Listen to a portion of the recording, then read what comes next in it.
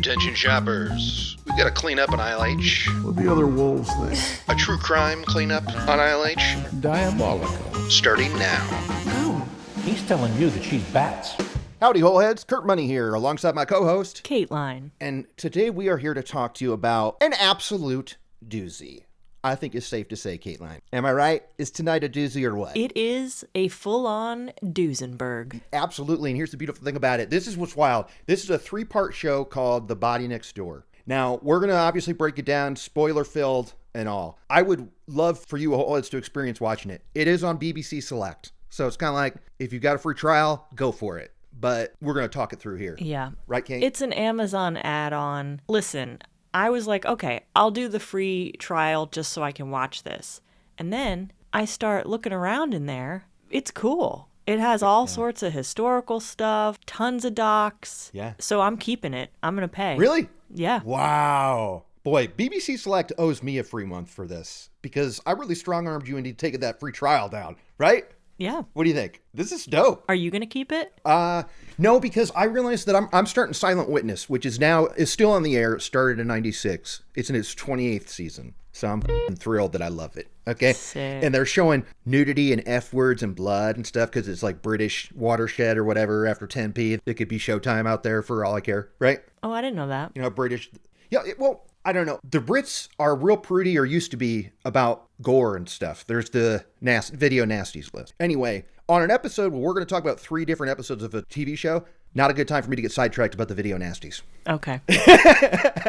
So we'll kick that down the road to another time. But anyway, this is called The Body Next Door, and the description is a body shows up in his garden at this apartment complex, and everybody's like, dude, what's up with this body? And wait till you hear, because when it unfolds, there's 3 episodes worth of things that happen. And it's not filler. It's twists and turns. How well do you actually know your neighbour, your friend? How well do we know anybody, really? Okay, our story takes place in Wales, okay? And now, you know it's going to be a good doc when the first thing they start about is how to pronounce the town they're in and all the debate around it. Already, you're thinking, okay, Money's on board right now. I'm loving this stuff, right? Uh-huh. Even the news media. Everyone's saying it differently. Yeah, I mean, even like, okay, so it's, I did a little pronunciation key. It's pronounced Beddau. Mm-hmm. Okay, but it's spelled Beddau. And I learned something new. In Welsh, double D means TH sound. Mm-hmm. Kind of cool. And it's Beddau, short, not Beddau. And it is a small town in Wales, right? Can I just say Wales? Yep. November 24th, 2015. There's a call that comes in about a body in a garden. And now do you think this was 911 tapes? I don't think so. No, I don't think so. But we hear, what is it, like a retelling of what happened. Someone said they found a dead body in the garden of the Tremacombe block of flats. A body? You're having a laugh. You hear all classic, like, Britishisms in here. You're having a laugh, and they're like, don't be stupid. There's a lot of that going on, because people refuse to believe that there's a body anywhere. So they get the call that there's a body in a garden, and the one cop is like, we'll get it after lunch. That's how crazy small this town is, how legit this, like, they don't have anything like this ever. Yeah, and I think maybe they thought it was just someone like an old person had passed away, or someone just like died of natural causes. They weren't even convinced that it was actually a dead person. No. And boy, it kind of takes a while for everybody to accept that fact. Somebody there speaks up and it's like, no, it's a crime scene. Let's go now. You know, your lunch can wait. We may have a crime scene. We need to go now. So the cops show up and we meet 2 ladies that are kind of flipping out. It's Michelle and Rhiannon. And we talked to these 2. And apparently there had been like a myth going around the complex, or like a repeated story was that there was a medical skeleton wrapped up somewhere, wrapped up in the garden. And now that there's a package out in the garden that wasn't there, I don't know, a week before, at some point it was not there. But it is there now. And so Michelle and Rhiannon, they're like, well, what else would you do if you have access to a medical skeleton that's outside and stored in like the outdoor weather? And we thought, for a laugh, we'd play a prank. Their first thought is, hey, let's bring it in, pop it on the settee, they say. So we thought we'd bring it in, put it on the settee.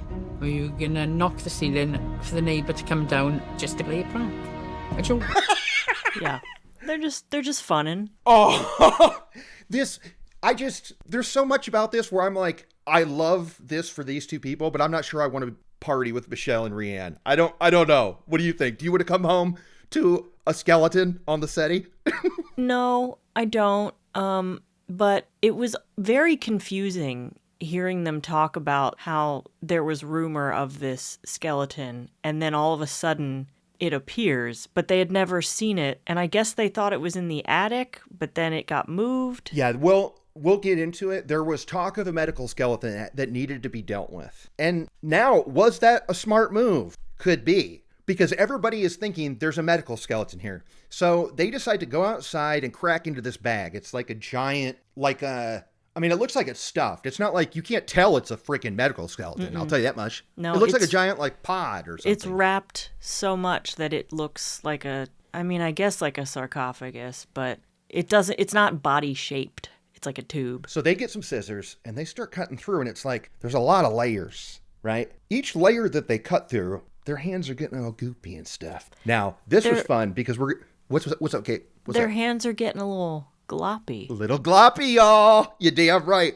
I was waiting for them to say it. They said almost everything but. They said flibbity stuff. They said goobity. There was just some real Welsh ways to talk about muck. And I was sitting here going, glop, y'all. It's right there. Their hands were they were buried in glop. She got flibbity stuff all over her hands. And there was a little sort of brown sludge coming out of it. They're digging through a hole in this bag, and it's getting nastier and nastier. And it suddenly dawns on them that, like, do they realize it's a body? At some point, they go, okay, fine, it's not a medical skeleton. I wonder what layer they got down to, because as soon as you crack that open, you're gonna smell it. Yeah. But that didn't deter them. No, you're right. And actually, come to think of it, so they start cutting through, and they're wrist deep in glop, and they're like, let's call the cops. The cops come out with like a bigger scissors. They like take something from the shed, right? When they do a big rip is when they smell the stench. Mm-hmm. And the guys are like, okay, this is not a medical skeleton. There's a body in here. Yep.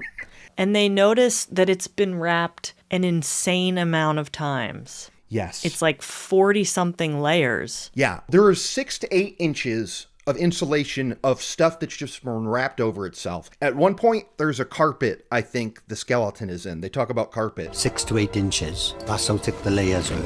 It's 12 feet, like gardening sheets, that were wrapped around this body 41 times, and there were 14 sheets. So, like, it is an insane amount that they've got to slice through. Mm-hmm. And they're looking at this body, and they're like, okay, it's still got skin, hair, no maggots. This body is weeks old, maybe months. Mm-hmm. Maybe months old. But it's been preserved, it is fresh, and they are hoping they can identify it. The body was in really good condition. There was skin, there was hair, the organs were intact, there were no maggots. Yeah, and the white tents go up.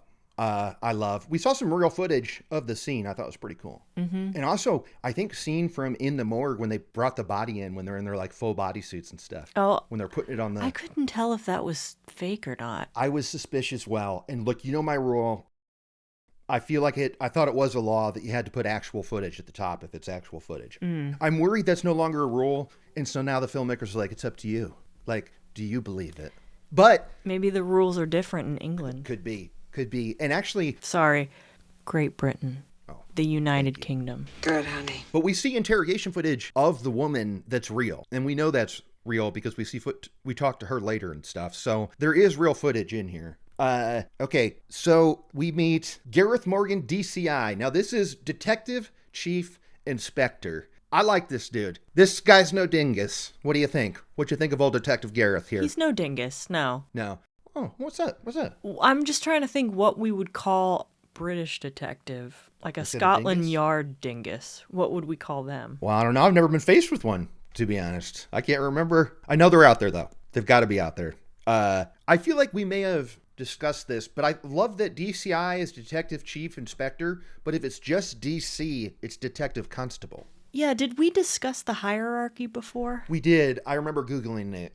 I don't much remember a British thing that we've covered. But anyway, this guy's a DCI, and I think he's doing more than just his job in this case. I think he does a pretty impressive he goes the whole 9 yards for this bad boy, does he not? He does. There should be some crazy stuff where it's like, how to, like, where to begin was step one of how to... He has to travel across the world at one point. That's true. There were no live missing person reports. Had there been any disturbances recently in the area? And they're trying to figure out, like, where do we begin suspect-wise? Because we've got, like I said, it's a 4-person unit. 2 on the bottom, 2 on the top. There's the bottom left. That's Michelle. That's the one who knew about the body. She thought it was just a medical skeleton.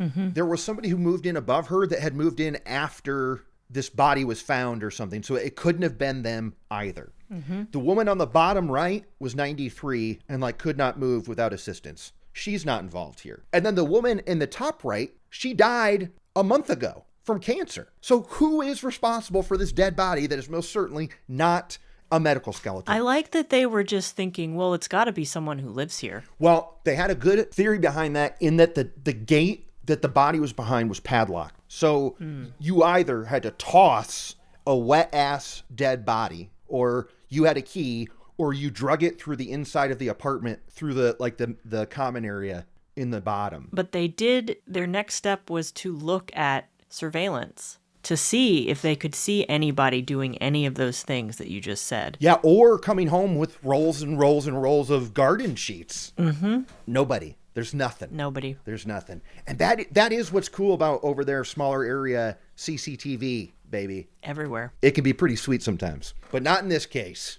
So they're going, all right, well, we got to talk to this Michelle because she's the one who was talking about this medical skeleton. So they bring her downtown. We see interrogation of her in the room. And boy, she's being weird, huh? No one had any knowledge of that package other than Michelle James. I mean, in this moment in the dock, are you not thinking, Michelle, she knows something. She's somehow involved in this body. Oh, yeah. Her answers were so strange. Her behavior was so weird. Yeah. I kind of felt like she wasn't involved, but I felt like she was a good red herring. Yeah. When were you first aware of it? Before Leigh died. I heard her refer to having a medical skeleton. It's like, I don't know how else to think about this because none of the other people can make sense. And then she starts talking about how she misses her boyfriend. She hasn't seen him for a while. And they're like, maybe he's the dead body. Maybe she killed him. Yeah. Yeah. And she's not necessarily turning that down. Mm-mm. I've been thinking about Mike a lot. Thought something had happened. I think Mike might have died. In this chat, she's saying just weird stuff. And she's just like, I got it from, like, Leigh had a medical skeleton. And they say it in their accent. Medical skeleton. I'm not going to do it, but it's fun. Wait, we how got a lot do you say it? Medical skeleton. No. Look, some great accent work in this. So it obviously wasn't a medical skeleton. But she is, like, reserved and stuff. And this was, talk about the differences between an interrogation in the United States and one in Wales. How polite are they in there? They are so delicate. Oh They're my not God. yelling. No. They're not doing the thing where they inch up really close and put a hand on the knee and say, just let me help you. Yeah. Just come clean. They're like, okay, and then what? Yeah. And the lady goes, now, I'm going to ask you something, Michelle. I'm going to ask you this question, even though I know what you're going to say. Are any of your previous partners within that packaging? Michelle's like, no. And she's like, all right, All right, that's going to do it for us. You're free to go. Yeah. Yeah. I think at first, do they ever arrest her? No. Or is she just a suspect? She's just a suspect, right? Yeah, they never arrest her. But the bummer is small town Goss. She might as well have been arrested because now everybody thinks Michelle's got something to do Yes. with a body they found. And so Michelle's got something to do with this body that apparently she knew all about. And also Michelle was making jokes that you've been eating stew from this dead body for a week. Remember when this came up? She was doing some bit about I've been making stew from it all week. Oh, yeah. Which doesn't make any sense because it was in the garden and you thought it was a medical skeleton. Saying that it was actually the body of her ex-husband and she'd been using parts of it to make a stew that she'd been feeding him in the week. This was suspicious to them. I think it was just like Michelle's trying to go for the lulz and they're falling flat. I think she just has a very dark sense of humor, as a lot of Brits do. That's true. Although she's Welsh. You said England and stuff. Is it the same thing? England is a country within Great Britain, which is every country aside from Northern Ireland. Gotcha. When you include Northern Ireland, it's the United Kingdom. Okay, so as this is unfolding, we're meeting a lot of the talking head players that we're going to talk throughout this episode. And there's like the neighbor, there's this older couple. Did you have a favorite talking head? Mine was Lynn Williams, the carer. Oh, the carer. Do you remember Lynn? She was great. I loved her. I thought she was awesome.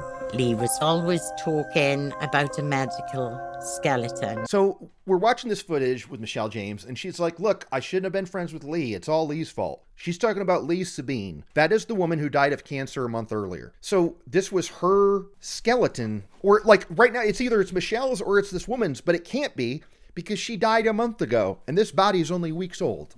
So now we talk about this Leigh Sabine, and I think she was in her early 60s. I couldn't tell because most of the photos we saw, she was younger than that. And then there was the one that was taken closer to her death, where she looked very old. Right, but what about with the leather gloves when she had her sex pot photo shoot? Yeah. How old was she there? I couldn't tell.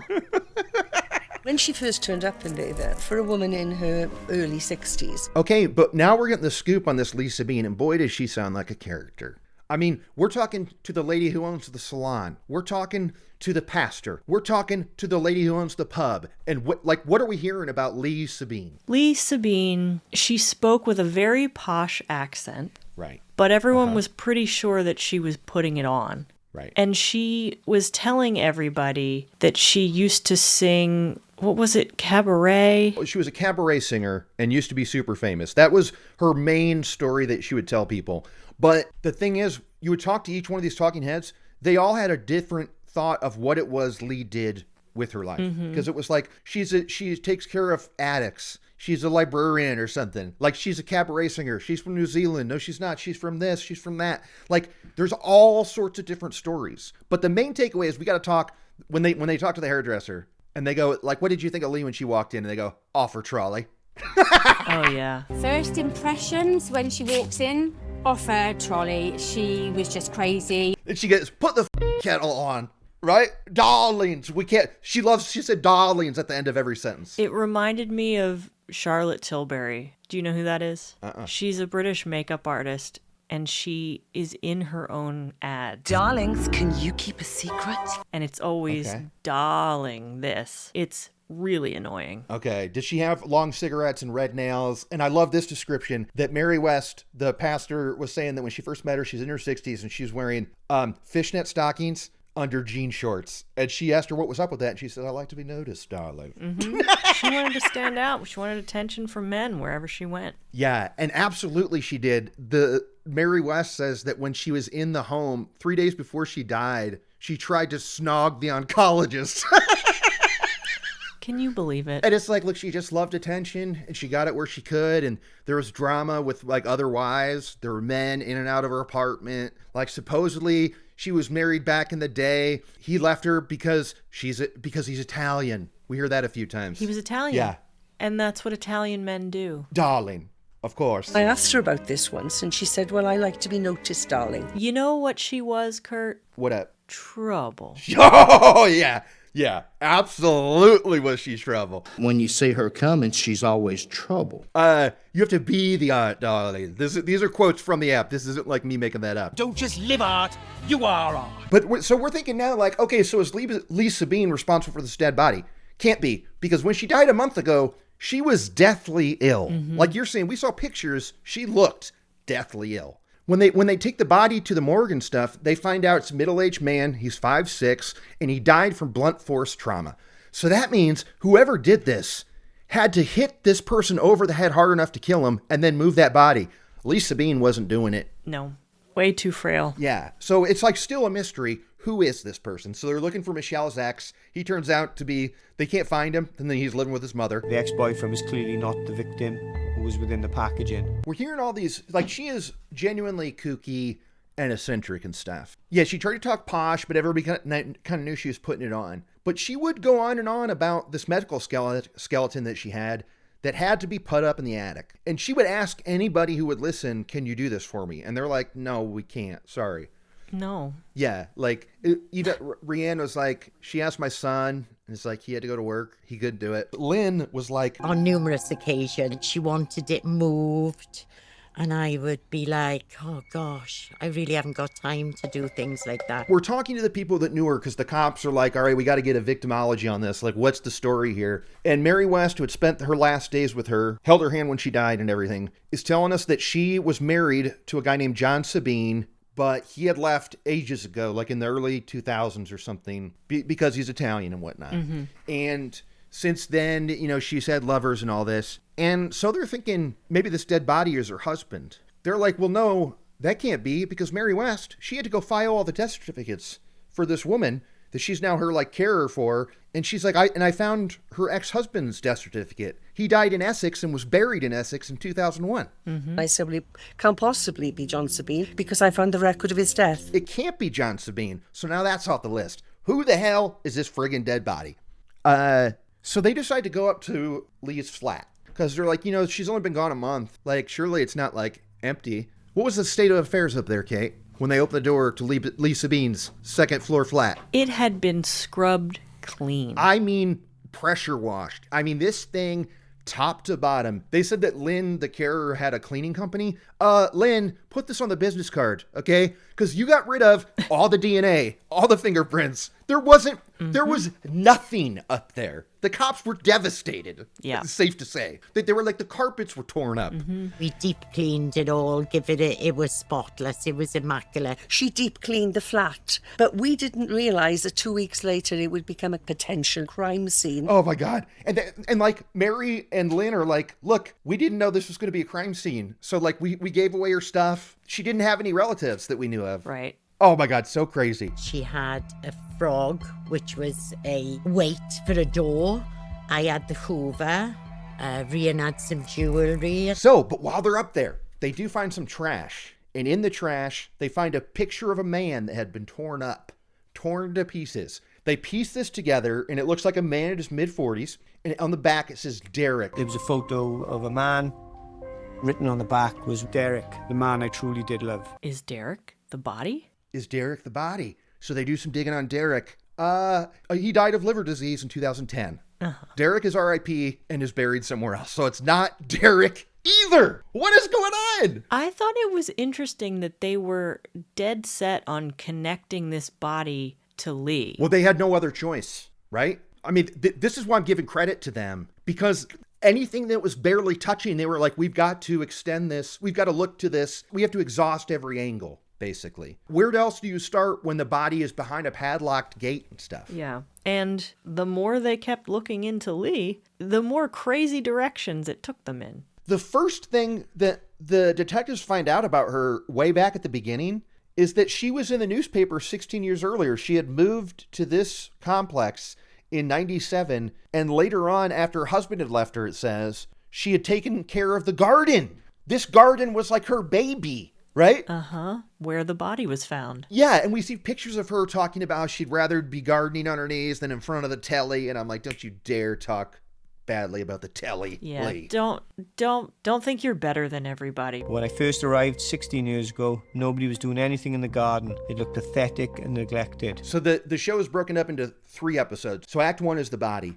And so now we're at the end of the first episode, and Mary West is talking about how she had a party once for like her mom who had turned 80, and Leigh was there, and she had talked about how great there was such a warm atmosphere here with your family. And she just off the cuff mentions that Leigh says, you know, I have 5 kids of my own. Yeah. Leigh, what? Where are they? Oh, I don't want to talk about it. And then she told me that she had 5 children. I was just, I don't think shocked, just really bemused by it all. Yeah, she talked about them with no emotion whatsoever, and every person who's been in her apartment is going, there's no pictures on the wall, there's not a thing. She's never mentioned this. It's funny because one of the people is like, when you meet Leigh Sabine, she'll spend 10 minutes telling you her life story, and never in that 10 minutes is a mention of 5 children. So it's kind of like, is she finally telling someone a true thing about her, or is this yet just another lie? Yeah. So now DCI, he's doing his digging in the microfiche. He's looking at all the headlines and whatnot. And he's finding all this stuff about like a family and kids. And it's like, oh, here's a picture of 5 kids. Oh, and this is the cool part of the doc. This is where the doc, look, the story's bonks, okay? But the doc, I'm giving mad points to the way they unfolded this. Because they had these grown adults start walking into scene and taking a seat and looking at camera, right? And we see 3 grown adults in their like 40s and 50s.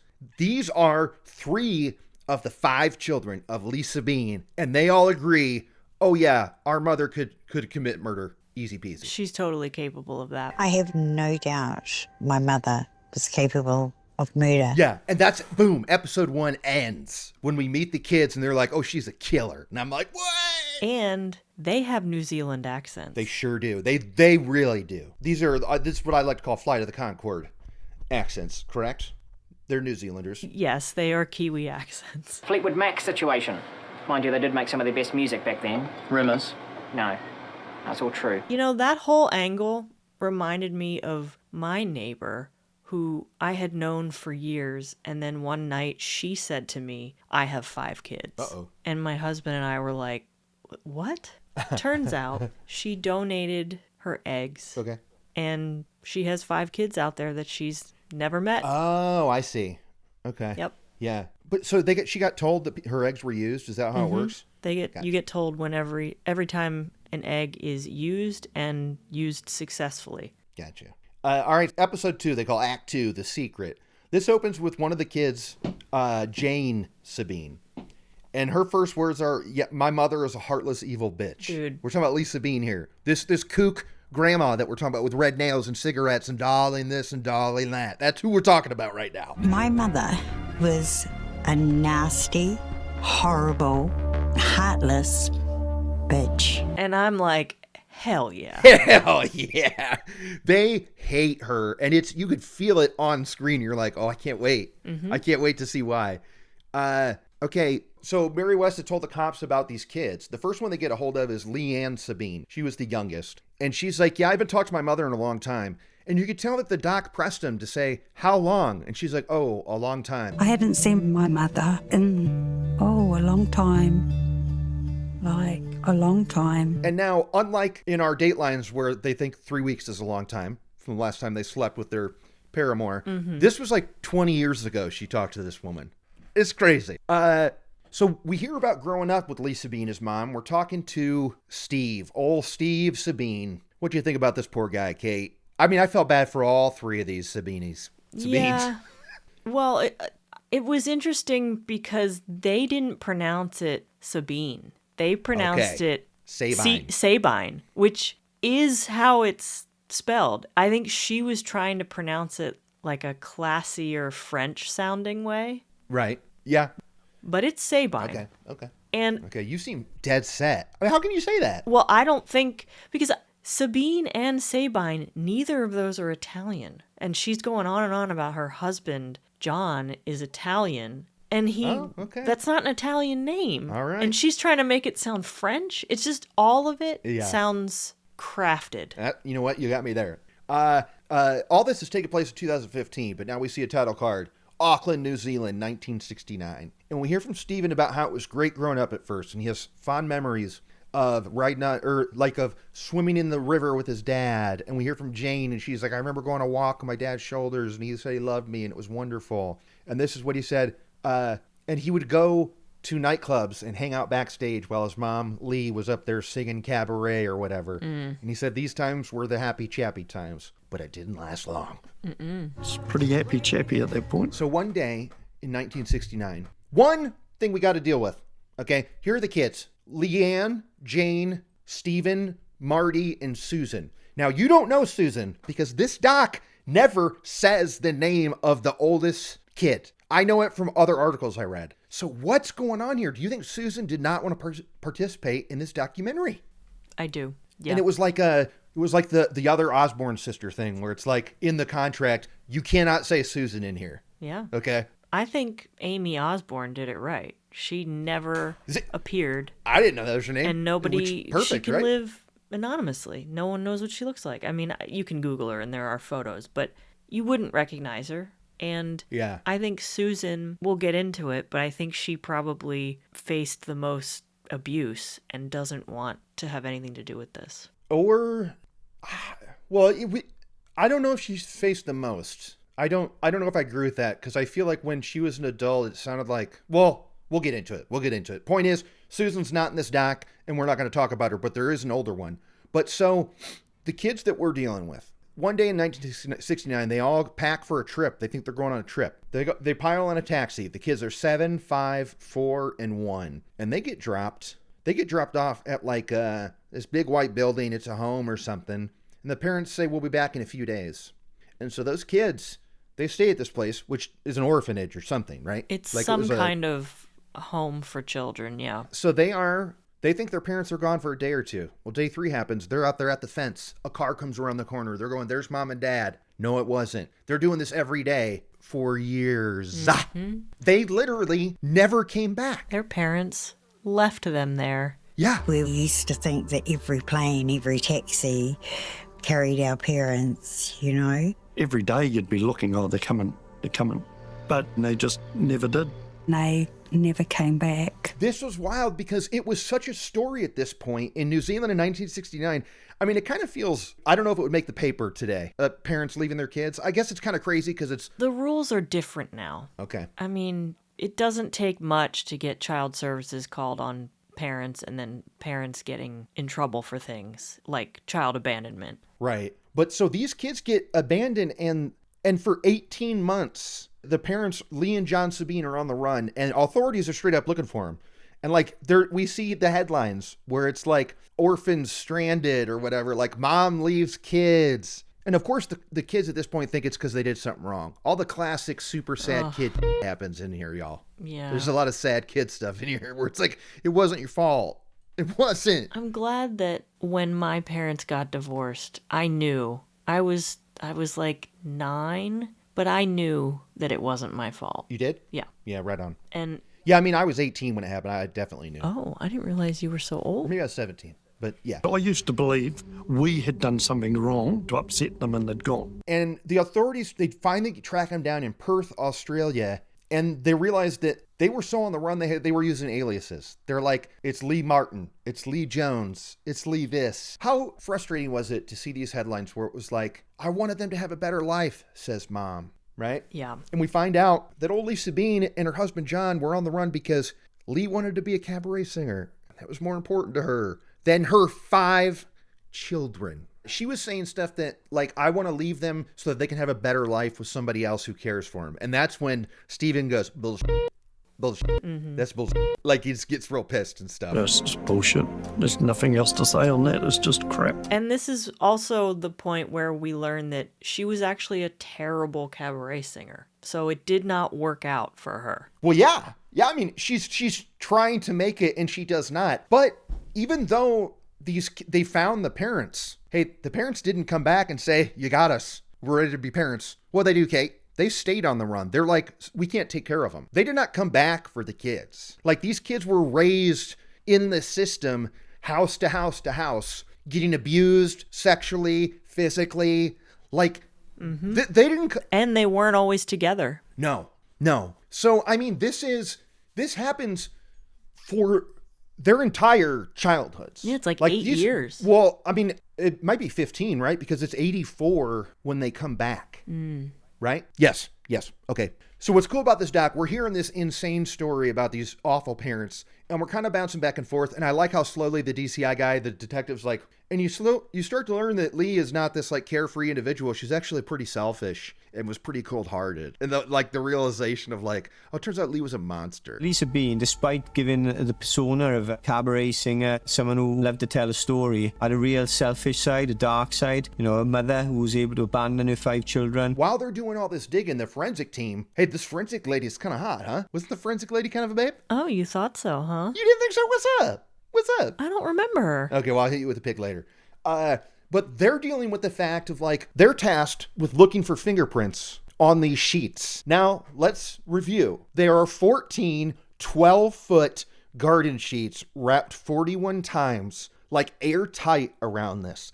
So to search for fingerprints, they're like, our lab isn't big enough. So they end up throwing everything in a garage and stringing it along in like a laundry line. Mm-hmm. What were you thinking here? They had some pics that looked disgusto, but it was pretty cool. Well, yeah, because they had to look in the glop for fingerprints. Like, the prints were made from touching the glop. Yeah, and this takes them weeks and weeks. And they were so stoked when they thought of this clothesline thing. They were like, we were real pumped. Samantha came up with the idea of making a washing line that went from one side of the garage to the other.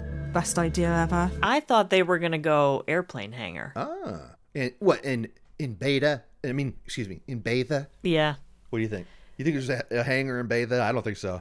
I'm thinking like NTSB crash recreation. You go Yeah. airplane hangar and you rebuild the plane piece by piece. No. No. Not quite the budget for that.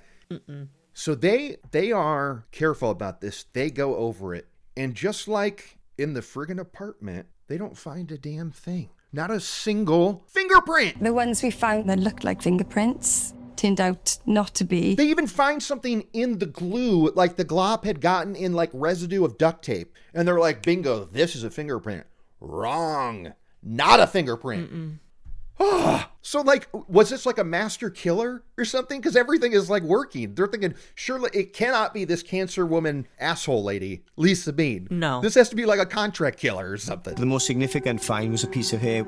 That was a major bit of information. Okay, here we go, Kate. The parents are not back in their lives until they're adults. So, 9 years in, they're bouncing around the foster homes. They are truly miserable, and like life-scarring events are happening. All the girls are abused sexually. There's a story they tell about the 2 mice. You want to tell this, Kate? Oh, yeah. So one foster dad they had was just horrifically abusive, and they had these pet mice. And for some reason, he took the 2 mice into the garage, and was it Leanne that he made come into the garage? It was Marty and Jane, and he had 2 hammers. And he said to them, and these were their pet mice that they had loved and cared for. They had saved up money to buy the spinny wheel and stuff. And what's the stepdad say? Hands them each a hammer. And says kill them. Yeah.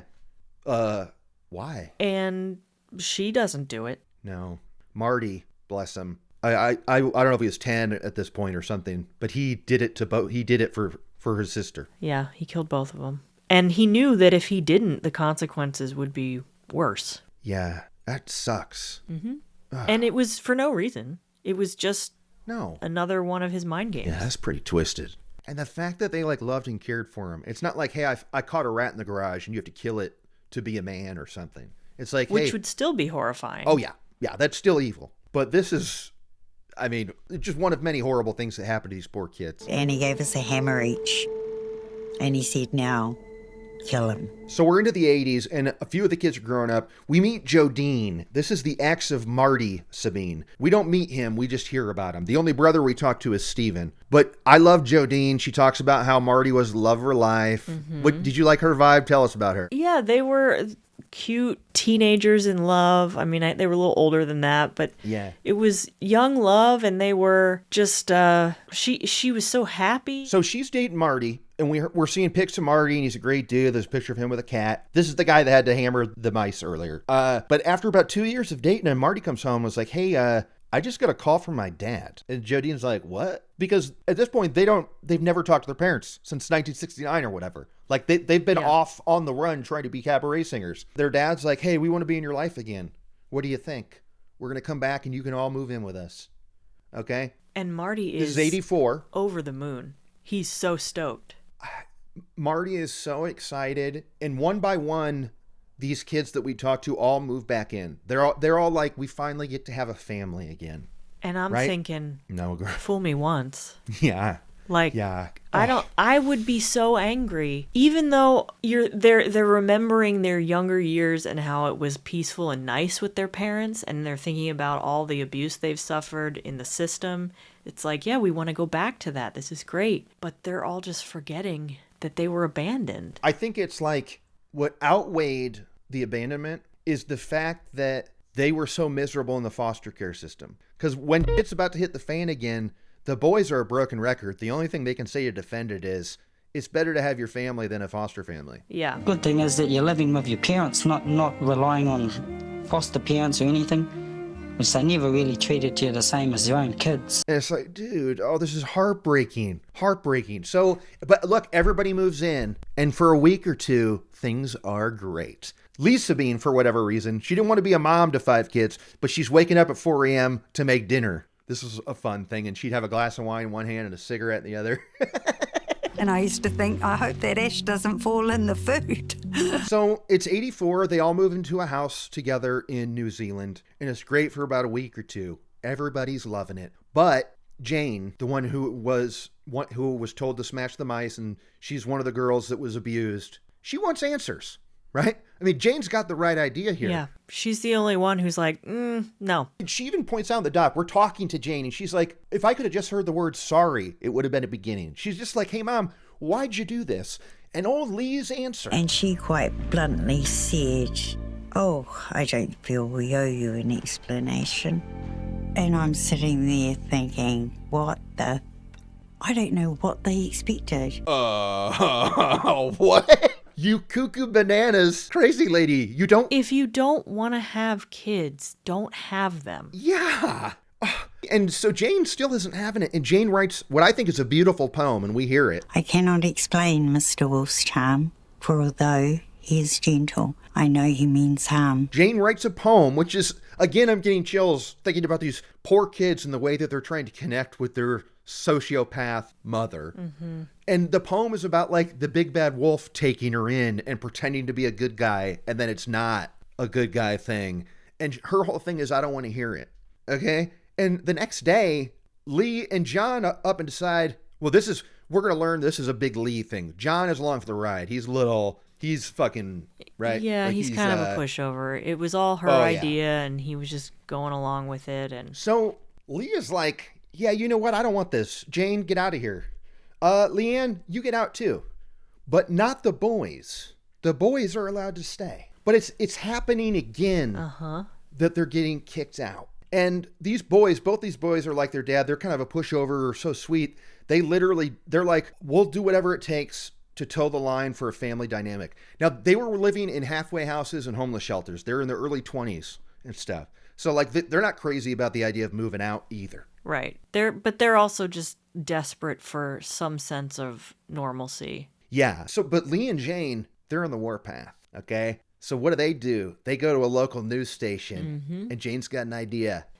Jane wants to confront her parents with the news media in tow. And we see all of this footage. It was shot on film, and we're seeing it happen. Mr. Sabine, we are from the Michael Willesee show in Sydney, Australia, sir.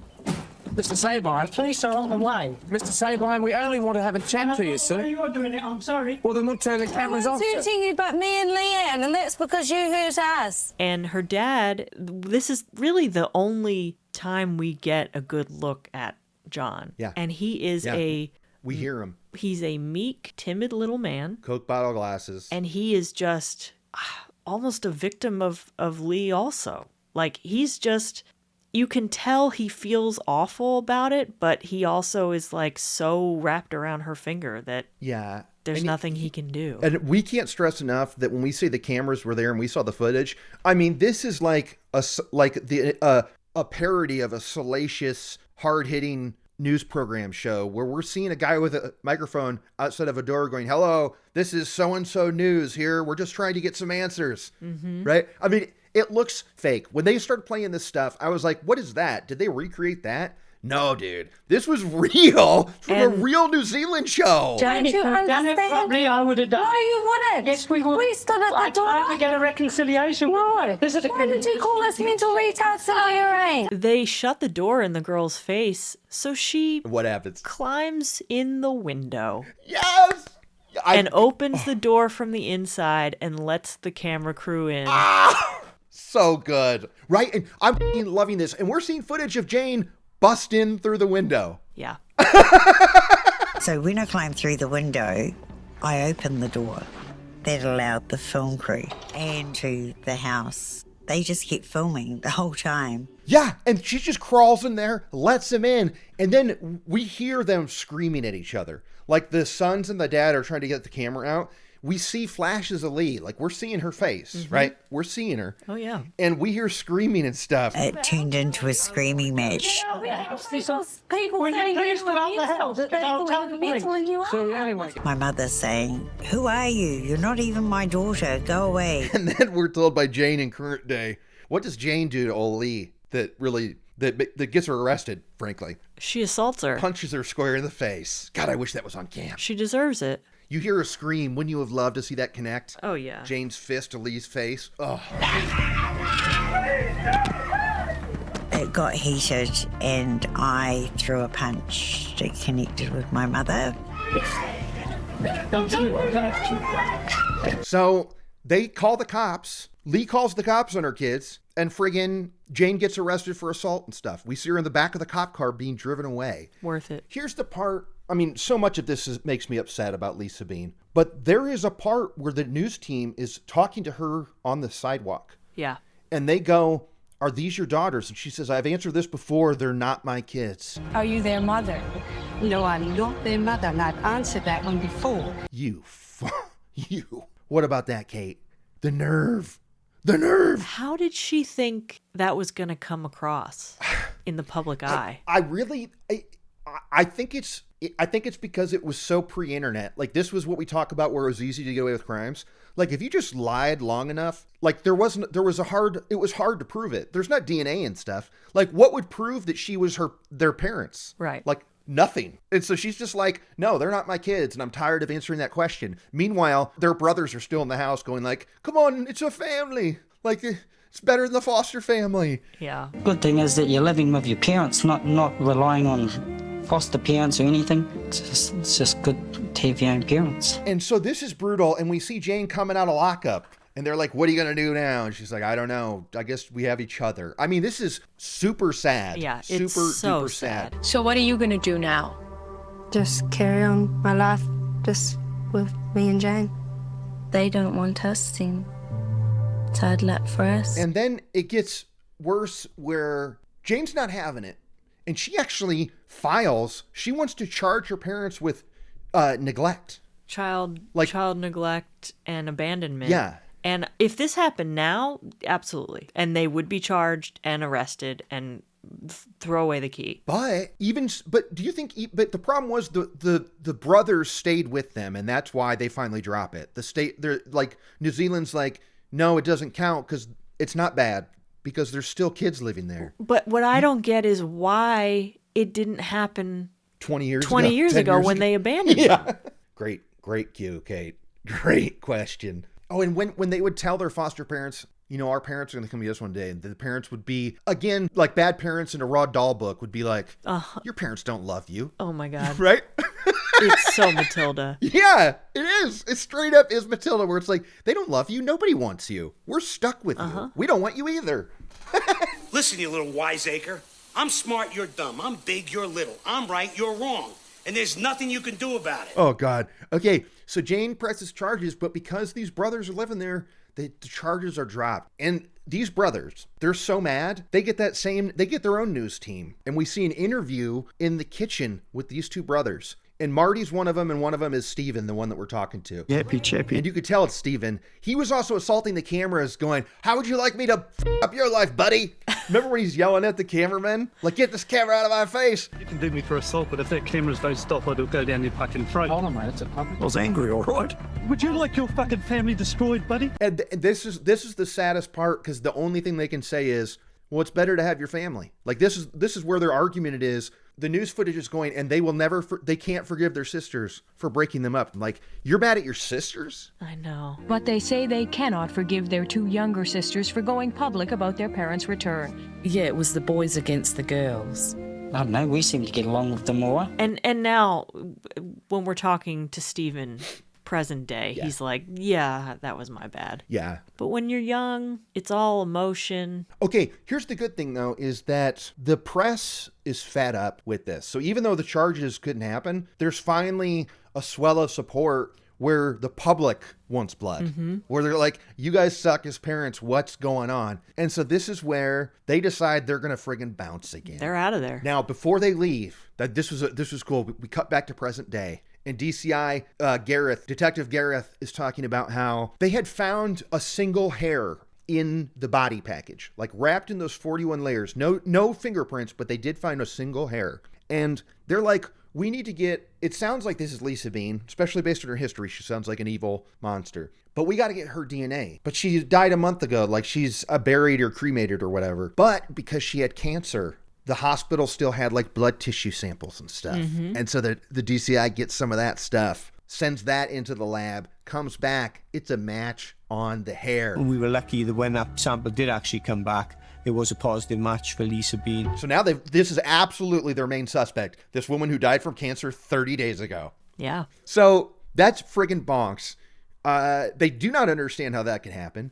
Nope. So then back in 84, Leigh and John decide that they're going to bolt. And they decide to go to another country in the Commonwealth, England. So not only are they bailing on their kids again, it's like doubly mean because the boys that are still living with them, Stephen, he thinks he's going to England too. Yeah. They tell him to pack a bag and be ready in the morning. And so there's poor Stephen at the door, waiting, never to be picked up. He's like, not again. Leigh and John, I think their main concern was ending up in jail. So they left in the dead of night. They went to the UK. They were here one day, gone the next. They didn't want us from the start, did they? Yeah, it happens to him again. So Marty and his girlfriend Jodine go with Leigh and John to England, okay? And this is brutal. And so now we're at the end of episode 2, The Body. And this is another killer out of the park, cut to black. It's because we see Stephen and he's watching the interview with him and Marty in the kitchen. And Marty's saying his parents' line. Good thing is that you're living with your parents, not foster parents or anything. And that's when Stephen goes, and that's the last time I saw Marty alive. And I'm thinking, you're telling me there's our body. That when Marty went to England with his parents, they killed him. Yeah. Right now, it's like, okay, so is he somehow this body? Like, we don't know when Marty dies, but he dies at some point. Like, is that who this dead body's going to be? Right. I mean, that's what I thought. And that's the last time I seen Martin alive. Baby. So now, again, I'm like, you let it roll. Like, I think this was a case, I don't know if it's BBC Select or Amazon. Sometimes it would want to start super fast, and sometimes it would not start the next step fast enough. So I'd be going to the bottom to hit the little arrow and the little triangle in the line next episode. Because I'm just like, gimme. So now, Act 3, The Truth. Final episode. So Marty and his girlfriend are living in London with John and Leigh. Yeah. And according to the girlfriend, it's bliss. They're having a great time. Early 20s. They've got a free place to live. Marty has a family for the first time, and he's loving being like the only child. Yeah. And getting the attention and stuff. They have like home cooked meals every night. And pub culture, Kate. You can't forget that pub culture. They couldn't believe pubs everywhere. All the stuff to do in London. They were just... Yeah. I mean, yeah, the 80s in London in your early 20s, it's great. Yeah. Pubs everywhere. Pub culture was huge. So they're just partying it up. So that's what's happening in the UK. Now, flash forward to 2015. They're talking about how Mary West had gone through Leigh's stuff, and she finds a bunch of letters that she had written to her kids. And these letters shocked her to her core that a mother could write them. And Jane reads us one of these letters. I have served my life sentence of shame and blame. Now it's your turn to suffer the same. Your nemesis, Leigh Sabine. Tell us about this letter. It's basically like, I don't remember exact quotes from it, but it's like, you're evil, I never loved you, you're not my daughter. It rhymes like Jane's poem did 15 years ago or whatever. She's like mocking her for sending poems. I mean, that's the extra level of cruelty here, where it's like you think you're a poet, I'm the poet. It seems it didn't take very much to incur her wrath. Anyone who crossed her was in danger. And her poem is about, like, I've lived... God, it grinds my gears thinking about it, because it's like, she's saying, I lived my life of penance and I've paid my price, and now the shame is yours, and I get to sleep, and like a phoenix from the ashes, I'll rise, and you'll never get to shut your eyes again. It's like, what world are you in, Leigh, where you think that you deserve an apology? And what penance have you paid? Yeah! You lived your whole life without them, right? Oh, I mean, it's bonkers. So we hear that one, but there's letters to all the kids. We'll hear more about later. Okay. So they're still thinking they've got this body. It's at the most a month old. What the hell's going on here? So they're looking at the contents of the bag, and it can't be said enough how preserved it was. Like, it's a big thing that there's no maggots and there's still skin. Like, it's crazy, right? But wrapped up in those in the sheets was a Tesco bag, and the copyright on the Tesco bag is 1992. And I like that Detective Gareth is like, I know people like to keep these bags, but keeping one from 1992 is kind of crazy. Yeah. Right? So they're thinking, is this someone who hoards bags, or is this body from 1992? Nothing unusual with a Tesco carrier bag.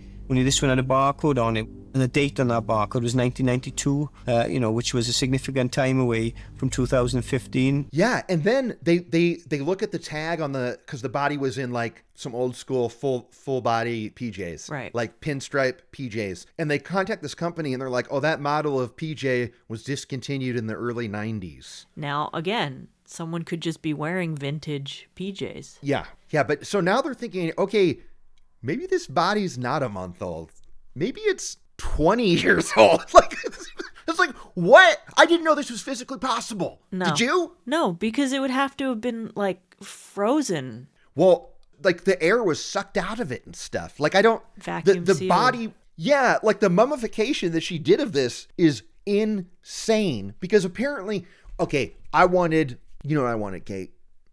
I wanted a pic of something. Give me a pic of a hand. If you don't want to show me the face, give me a pic. Totally. I wanted to see something. Just because of the way they were talking about, like, when we watch these shows and they go, the body was pristine, I want to know what that means. Right. What's pristine to you for a dead body that looks a month old but is 25 years old or whatever? Because to me, like pristine means they just look like they're sleeping. Yeah, like pristine means it shouldn't have been too hard to find out who the body was if you could see the guy's face, right? But anyway, so now they're thinking, oh my God, how old is this friggin' body? And so the cops are like, well, how the hell is this possible? If she wrapped it and like vacuum sealed it as she did it. So if Leigh did this and it happened years ago, she took her time in wrapping this body up.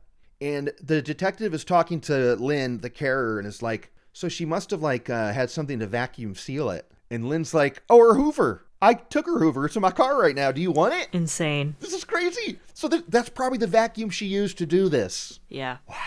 Wow. He said, I do think she's used something to suck the air out. Oh, I got the Hoover. It's in the back of my car. I'm so glad it never went in my house. So Mary West is saying how like Leigh would be doling out info piecemeal. You need to know if it was real or not. And one of those facts she threw out is that she had a son that died. And she's like, she doesn't specify. She's like, she doesn't say this with an ounce of sympathy. It's just like a son died and that's it. And that's the only info she had. So they're thinking, okay, let's look into where is Marty these days. So now we're back in 84. Jodine is talking about how great it is. Marty's loving it. He's got parents again. And then one day Jodine comes home and Marty says, bad news. You gotta bounce. Yeah. Mom says you can't live here anymore. Yeah, and this is out of nowhere. Like everything was hunky-dory. Yappy chappy. And she's like, what did I do wrong? Like I upset her clearly. I'll fix it. What did I do? And he's like, you just gotta go. Yeah. She doesn't want you here anymore. Martin said, I've got to tell you something. Mum wants you to move out. And I said, what?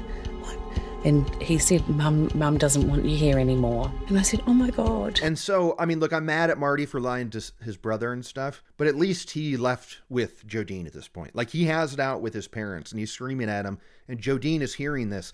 And Jodine is saying like, they're flipping out in there and Marty's giving them what for. And you can hear John saying, Leigh, why are you doing this? Why are you doing this? The dad is saying this because he doesn't want this to happen either. No, he didn't want them to leave. No. And she goes, because I can. And that's when Jodine says, what an evil bitch. And I'm like, yeah, definitely. She just said, because I can. I thought, what an evil bitch. Like, I mean, oh, this woman. Okay, so now they're kicked out. Now they've got nothing. Yeah.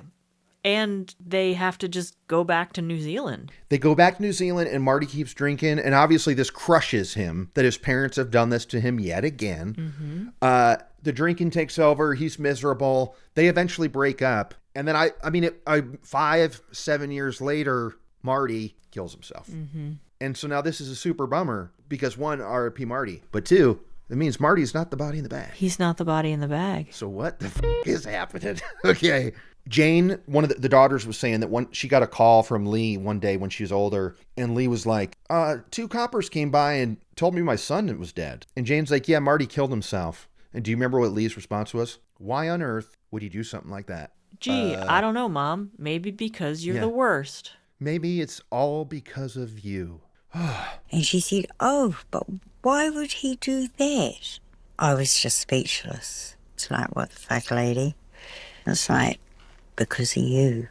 Okay, we get more background on Leigh. Apparently she was abandoned as a child and stuff. It's kind of like, oh, you don't say. Too bad, lady. Yeah, I mean, it sucks and stuff, but I'm not here to sympathize at all. And hurt people. That's right. And she had lived with an aunt or something, and her aunt wanted to make her up to look like Deanna Durbin, this old-timey movie star. And this is where the dreams of the cabaret came. That never happened, BT Dubs. They never once worked. We find out she's never sang in a cabaret. She probably sung at a dive bar once or twice. She probably just did karaoke. Yeah. Exactly. This woman was a delusional. Yeah. Delulu. She wasn't that good. So she wasn't a famous, successful cabaret singer. Yes, she sang in the odd bar and nightclub for not a lot of money. Yeah. And there was, we didn't mention this, but apparently in Beddau, there was this program coming to town, the shooting, it was like a Where Are They Now? And apparently she thought she was famous enough she was going to be on this show. And so that's when she went and had her pictures taken at the hair salon. And we see those pics, and they're friggin' hysterical, aren't they? I mean, yeah. This is a confident woman in these poses. She literally thought that because she was a famous cabaret singer, that they would be coming to find her. Yeah. She was never even a cabaret singer. No. She just made all of this up in her head. And this was like 2013 or something. Like this, the internet's around now. So, I mean, they didn't say it, but something tells me she didn't get on that program. I think that she was so delusional that she really thought that the lies she told people were true. Detective Gareth is going, all right, let's revisit John Sabine's death certificate. Yeah, well, yeah. And so I love that he goes, and Mary West, even though she had the best intentions, it turns out that Mary West, who says in the episode, I know what I'm doing when it comes to like records or whatever, right? And I've done quite a bit of family history, so I know where you need to look. Turns out she had the wrong John Sabine. There was like a difference between a John C. Sabine and a John H. Sabine that were born a year apart. Yeah. Okay? So the death certificate for the John Sabine is another guy entirely. So with all the best intentions of Mary West, she'd had the death certificate of a different person. So now they're thinking, okay, now this tells us this has got to be her friggin' husband, and he's been dead for 15, 18 years. Yeah. Because the last record they have of him is April of 97. April of 97, he had gone to the doctor. That's the last proof of life they have on John Sabine. Wild. All right. And now we're in 2015. So like, this is absolutely insane. So now they're like, okay, well, we got to get Steven's DNA so that we could do a familial thing. We're like, can we match? Let's figure out if this is really John Sabine's body. And Steven is down for this. And he's like, yeah, I'll come out and get my thing or whatever. They tell him, no, don't worry about it. We got it from your brother. And he's like, Marty's dead. And they go, no, your other brother. You had a half brother you didn't know about. It just gets crazier. It gets crazy. We talked to this other brother, Chris. I'm Chris Sabine, son of John Sabine from his first marriage. And these two cracked me up because they had a much better, he grew up way better than old Steven did. Yes. Because his biggest complaint here is that the cops were going to come out on a Saturday to get his DNA. Do you remember this? Yeah. Do you remember this? And he's like, they came out at 9, 10 in the morning. He couldn't believe that cops would be working on a weekend. If we can come over as soon as possible. I said, when's that? They said, tomorrow morning. I thought, well, Saturday. And they said they'll be over by the morning. They were here at 9 o'clock, 10 o'clock? 9 o'clock. In the morning? 9 or 10 is like pretty basic, yeah. Solid morning. Yeah. Like, that's not early. Yeah. Oh my God, he's totally put out by this. It's like, dude, if you knew what your half bro and sis dealt with, maybe you'd watch it. So anyway, he gives them the test, and what do you know? It's a match.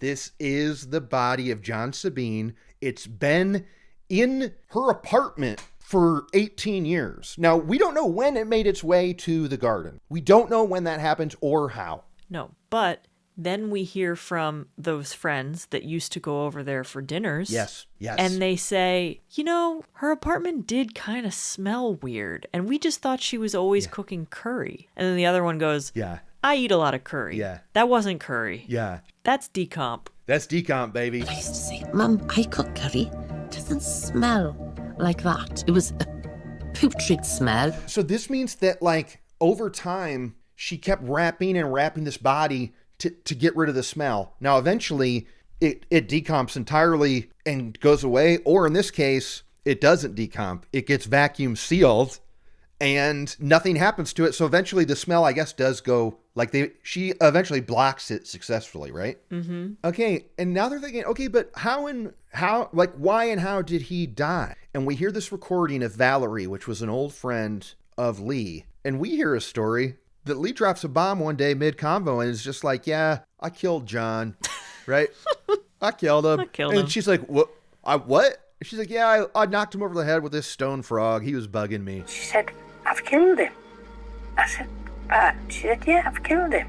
I've battered him with a stone frog because he was getting on my nerves. And she thinks, okay, she's kidding. Like, John, and John left her, and she's just saying this to come to terms with her marriage breaking up. Yeah, and there was another point with Mary West where she took her implants out because she had a double vasectomy. And she says, this is why John left me, because he didn't want to date a hermaphrodite. And I'm like, that's not what that is. That's not what that is. And what do you...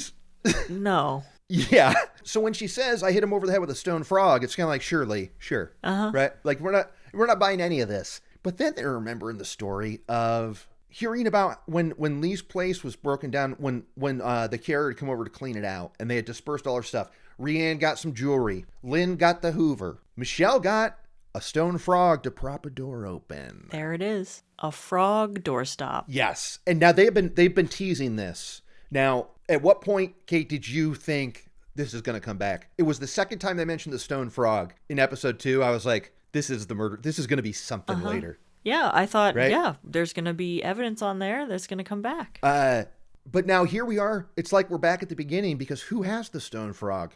Poor Michelle James, the woman who was like convicted publicly of this murder and still deals with the fallout. And now they've got to go back to her and go, hey, do you have the murder weapon?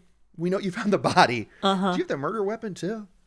It doesn't look good for Michelle. We started doing some inquiries, and the very first place we go is to the resident downstairs who was arrested as a suspect. That was a sensitive inquiry because Michelle James was quite upset over the fact that she'd been arrested in this case. No, and she goes, you know what? I think I got a box for stuff on top of the fridge. And what's in that box, Kate? It's the frog. It's the fucking frog. And we see they hold this frog up to the friggin' skull. And it's a perfect match for the indent, the blunt force trauma. So they've got the murder weapon. It was this friggin' frog. It was a frickin' frog. This was crazy, huh? I mean, we're at the end of the app, and like it goes out on saying that like the horrible part is this is what Leigh wanted all along. She would always say things like, I'm going to be famous when I'm dead. I'm going to be famous when I'm dead. And that bugs me. But I kind of wish she was alive for this to know how much she's hated. Yes. Right? She's an evil monster. And yes, she's famous, but she would not be able to survive today without being asked about, why'd you leave your kids? Why'd you leave your kids? She is infamous. Yes. I mean, this was bonks start to finish. And I thought it really delivered. And like we played it out, each episode had its own bomb drop. Mm-hmm. Like this was a proper 3-parter. Yeah. Episode 1, you're like, on to 2. Yeah. Episode 2, you're like, give me 3. Yeah. And the Stone Frog wrap up happens at the end of 3. Sometimes in these shows, the last step will be half as long and it'll be over in the first 10 minutes, right? I'm looking at you. The Jinx, I think, did that. But Jinx had pretty good bomb in their show. They did. But shows do this, where the last step is kind of like a lot of filler nonsense, where it's like a lot of like reminiscing, interviewing what people think after the fact. Yes, and like how they're dealing with it now and whatnot. This thing is dropping the Stone Frog minute 45 or something of the last step. Yeah. This is a banger. I think you should absolutely watch it with that free trial. I mean, I found reviews of this. This came out on BBC whatever, like a year ago. And I found a review and it was like, I love true crime and this doc is absolutely bonkers. It was like, this is this is the best documentary. And I'm like, word. Yeah. Word. It was like 5 out of 5 stars. And I'm like, yep. So do you think it'll make its way to a Hulu or Netflix? Oh, maybe. There were a lot of things on BBC Select that I have seen elsewhere on like Hulu and Netflix. Yeah. Well, guess what, Kate? I think it's time for those lists. What do you got? Kate's unnamed list. Hit me. I don't have anything. Kate. What? Let's take a minute. Think about it. Let's think about if you have any. You honestly don't think you have anything? Well, there's no military. There's no Florida. There's no small town. What? There's no car. Beddau is a small town, dude. 4,000 people? You don't think this fits small town? They talk it up like crazy. Okay, fine. I'll give it to you. How could this happen in a small community where everybody knows everybody? Okay, but that's one of 3 you've missed. One of 3? Yeah, and this next one, well, this next one might be on my list. I might have already commandeered this because there was a friggin' needle in a haystack. You commandeered that one. Okay, you're safe there. So there was absolutely a needle in a haystack, so I guess save that for mine. Now, this one, Jodine, the ex-girlfriend of Marty, she's talking, she cries, she stops, wipes tears, says sorry. He'd actually had enough. So, yeah. Sorry. She does not say a word after that, though. So this one, I think you're skating by. It's not quite on your list. What do you think? It's not on my list. Okay. So look, I know I came in hot like you missed him, but if Needle's on mine and you're so freaking picky about small town, I guess this works. Anyway, cool. That's it for me. And what do I got? On to Kurtz. On to. There you go. On to Kurtz. Kick-ass list. Kick-ass list.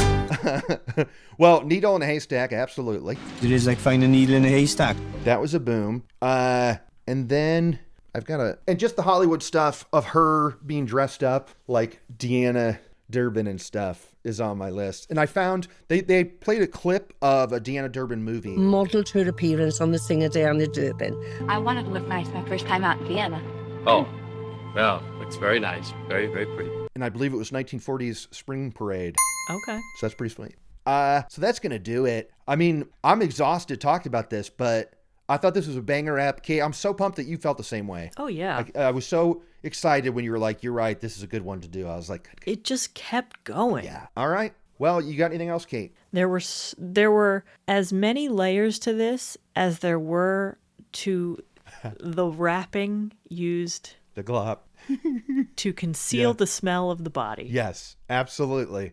That's a good point. All right. Well, on that glop-filled note, I'm Kurt Money. I'm Kateline.